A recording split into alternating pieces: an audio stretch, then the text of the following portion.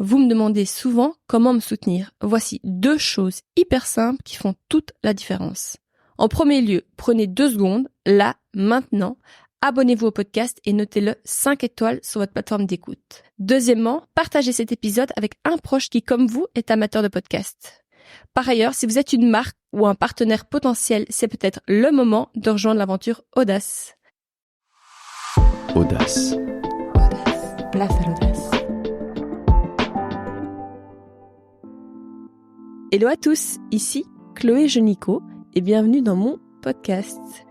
Pour vous donner un avant-goût, je vous laisse découvrir cet extrait de mon nouvel épisode à venir dès demain matin. Bon, je vous annonce la bonne nouvelle. Il y en a 2. Et là, il y a Simon, on éclate de rire, mais genre un rire un peu jaune, quoi. Un truc... Et ce qui était marrant, c'est qu'en fait, quand on avait été annoncé à ma mamie, ma grossesse, elle avait regardé mon ventre, elle m'avait dit mais Fifi, t'es sûre que t'attends pas des jumeaux parce que là ton ventre il est déjà... Donc on s'en doutait un peu au final parce que mon ventre était déjà bien sorti, ça faisait quoi, allez, même pas 1 mois que j'étais enceinte normalement, enfin donc c'était déjà bien, voilà. Et là du coup ma cousine fait l'écho, tout se passe très bien, donc 2 poches, 2 placentas, 2 petits haricots très bien, machin, tout ça. Et puis là, on n'entend plus Yass, quoi. Donc Yass, il est... et moi, je regarde l'écran, du coup, puis je me retourne, et je regarde mon GSM, il est là. Choquée. Mais choqué, quoi. Et je dis, ça va, Yass? Et là, ils font un peu en larmes, très émus, mais je suis trop content, en fait. Je suis trop content, je suis vraiment trop content. Et là, après, le rendez-vous se passe, et puis moi, je sors, je cours dans les bras d'Yacine, et je suis là, c'est quand même dingue, quoi. J'ai perdu ma maman, mon frère, et puis je tombe enceinte de jumeaux. Ouais. Il n'y a pas de hasard, quoi.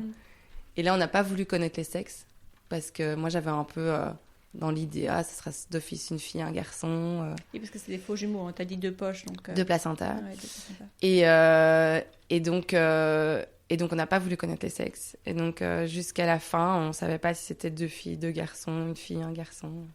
Grossesse voilà. Super surveillée? Oui, donc grossesse à risque parce que grossesse gémellaire. Et puis super surveillée parce que c'était ma cousine et que ma cousine voulait faire une écho tous les mois. Et elle était très, très, très attentive, vraiment. Et j'ai eu une très belle grossesse. Comment tu t'es sentie? C'était en plein Covid. Moi, j'ai presque pas travaillé. Donc moi, j'étais passée RH à ce moment-là. Et en fait, il y avait le chômage technique. Donc je pense que je travaillais 1 journée par semaine. C'était pisse, quoi. Franchement, je faisais que dormir, je faisais du shopping en ligne, j'écoutais des podcasts, j'ai bouffé du Bliss tous les jours. Non, vraiment, c'était une chouette grossesse. En plus, il faisait super beau. C'était cool, quoi. Ton corps changeait, parce qu'avec 2, imagine que ça doit... Alors moi, j'ai été hyper stricte avec moi-même, parce que lors de la prise de sang, ma cousine m'a dit, oui, taux de sucre, taux de glycémie un peu élevé. Normalement, en fait, t'as plus de risque d'avoir du diabète de grossesse quand t'es enceinte de jumeaux. Donc moi, je me suis dit, ok, no sucre. Donc j'ai pas mangé de sucre de toute ma grossesse. Ouais, vraiment, en fait, moi, j'ai été hyper stricte avec moi-même. Mais du coup, j'étais comme ça. T'as pris du poids? J'ai pris 18 kilos. Ouais, t'as 2 bébés. Avec 2 bébés, ça allait, quoi. Oui. Tu vois c'était correct. Oui. Mais j'avais des super fines jambes, j'étais j'étais mince, en fait, pour quelqu'un qui attendait des jumeaux. Et donc oui, j'ai pris du poids, mais j'avais un énorme ventre. Franchement, il était ça énorme. Trop bizarre de sentir les 2 bouger. Ouais, c'est space. Mais surtout que, vers la fin, ils avaient vraiment leur petit pet en l'air, donc j'avais un ventre carré, quoi. Tu vois, je me couchais et j'avais mon ventre qui était carré, limite, parce que j'avais un pet là, tu vois, un pet... C'était hyper, ouais. Et je les sentais bouger. Et je savais lequel c'était, quoi.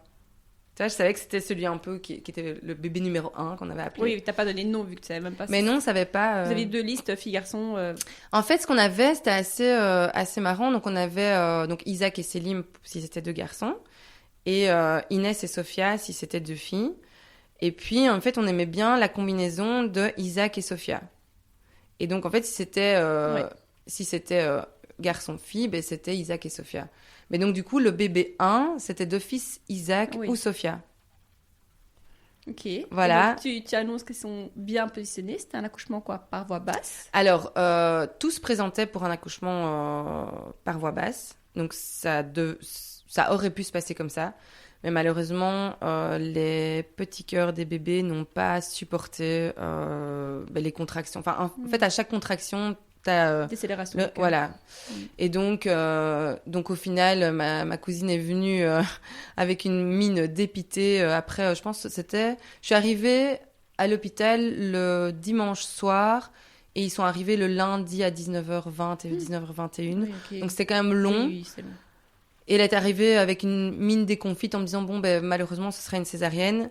Et moi j'étais en fait super contente. J'en pouvais plus. Je me voyais mal pousser pour 2 bébés. Et en fait, ma grande hantise, c'était de devoir pousser pour l'un et puis de devoir faire une césarienne en urgence pour le deuxième. Et voilà. Je comprends. Donc en fait, moi, j'ai bien vécu ma césarienne.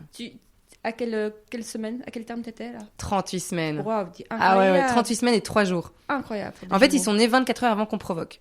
Ouais. Mais moi, j'étais trop fière parce que tout le monde m'avait dit, oui, tu vas voir, ils vont arriver certainement en octobre plutôt qu'en novembre. J'étais non. Et c'est pour ça que j'ai mis vraiment toutes les chances de mon côté. Bon, après, je dis pas que c'est parce que j'ai pas mangé de sucre et que j'ai pas mangé de poisson cru pendant toute ma grossesse qu'ils sont arrivés à 38 semaines, mais j'ai pas fait de sport parce que je le sentais pas. Tu vois, j'ai vraiment écouté mon corps, mais vraiment écouté mon corps à 100%. Alors que moi, dans ma tête, je m'étais dit, quand je serai enceinte, je ferai un peu de sport, même juste des pilates, du yoga ou un truc dans le genre. Mais là, je sais pas, j'avais pas envie de bouger. Je marchais beaucoup, ça oui, je marchais énormément. Et puis voilà. Et alors, comment on devient mère sans sa propre mère? Ça, c'est dur. Je me souviens, en fait, il y a... Merci d'avoir écouté cet extrait d'Audace. Si cette conversation vous a plu, il y a quelques façons simples de m'aider à faire grandir ce podcast et donc à attirer toujours plus d'intervenants de qualité. Premièrement, abonnez-vous pour ne rater aucun épisode. Ensuite, vous pouvez par exemple partager cet épisode autour de vous. C'est grâce à vous qu'Audace peut toucher toujours plus de monde. Et enfin, rejoignez-moi sur les réseaux sociaux sur lesquels je suis très active. J'adore échanger avec vous via ces canaux et avoir l'opportunité de vous faire découvrir les coulisses de ce métier.